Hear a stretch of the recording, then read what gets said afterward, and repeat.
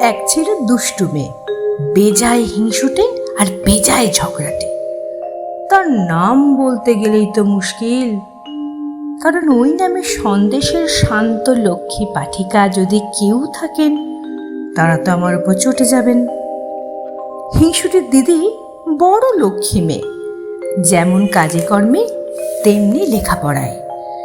হিংসুটির বয়স 7 বছর হয়ে গেল, এখনো তার প্রথম ভাষাই শেষ হলো না। আর তার দিদি তার চাইতে মোটে 1 বছরের বড়। সে এখনই বোধোদয় আর ছেলেদের রামায়ণ পড়ে ফেলেছে। ইংরেজি ফার্স্ট বুক তার কবে শেষ হয়ে গেছে। হিংসুটি কিনা সবাইকে হিংসে করে, সে তার দিদিকেও হিংসে করত। দিদি স্কুলে যায়, প্রাইজ পায়, হিংসুটি খালি বকুনি খায় আর শাস্তি পায়। দিদি সেবার ছবির বই প্রাইজ পেল, আর হিংসুটি কিচ্ছু পেল না। তখন যদি তার অভিমান দেখতে, সে সারাটা দিন ফুঁপিয়ে ফুঁপিয়ে গাল ফুলিয়ে ঠোঁট বাঁকিয়ে বসে রইল, কারোর সঙ্গে কথাই বলল না। তারপর রাত্রিবেলায় দিদির অনেক সুন্দর বইখানাকে গালি ঢেলে মলাট ছিঁড়ে কাদায় ফেলে নষ্ট করে দিল। এমন দুষ্টু হিংসুটে মেয়ে। হিংসুটির মামা এসেছেন, তিনি মিঠাই এনে 2 বোনকে আদর করে খেতে দিয়েছেন। হিংসুটি খানিকক্ষণ তার দিদির খাবারের দিকে তাকিয়ে তাকিয়ে ভ্যাঁ ভ্যাঁ করে কেঁদে ফেলল। মামা ব্যস্ত হয়ে বললেন, কিরে, কি হলো? জিভে কামড় লাগলো নাকি? হিংসুটির মুখে আর কথা নেই, সে কেবলই কাঁদছে। তখন তার মা একবার ধমক দিয়ে বললেন, কি হয়েছে বল না। তখনই হিংসুটি কাঁদতে কাঁদতে বলল, দিদির এই রাজমুন্ডিটা আমারটা চাইতেও বড়। তাই শুনে দিদি তাড়াতাড়ি নিজের রসমুন্ডিটা তাকে দিয়ে দিল। অথচ হিংসুটি নিজে যা খাবার পেয়েছিল তার অর্ধেক সে খেতেই পারল না, নষ্ট করে ফেলে দিল। দিদির জন্মদিনে দিদির জন্য নতুন জামা নতুন কাপড় আসলে হিংসুটি তাই নিয়ে চেঁচিয়ে বাড়ি মাথায় করে তোলে।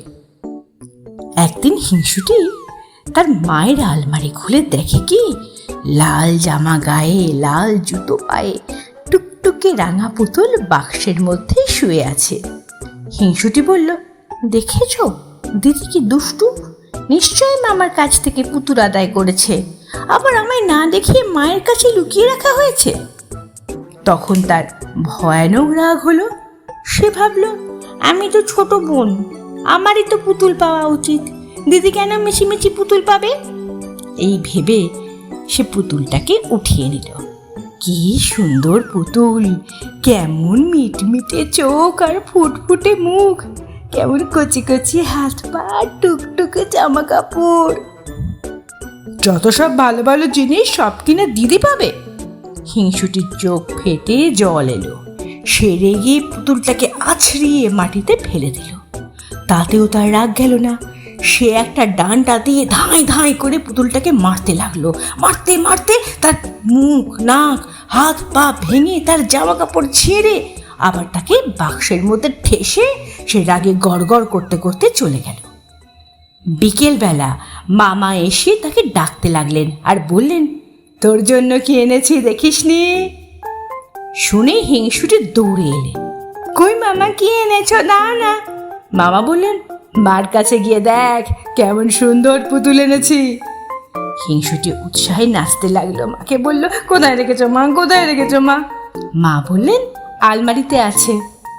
শুনে ভয় হিংসুটির বুকের মধ্যে ধড়াস ধড়াস করে উঠল।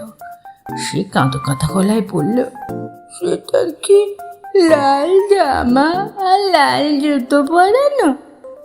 মাথায় কালো কালো কোঁকড়ানো চুল ছিল?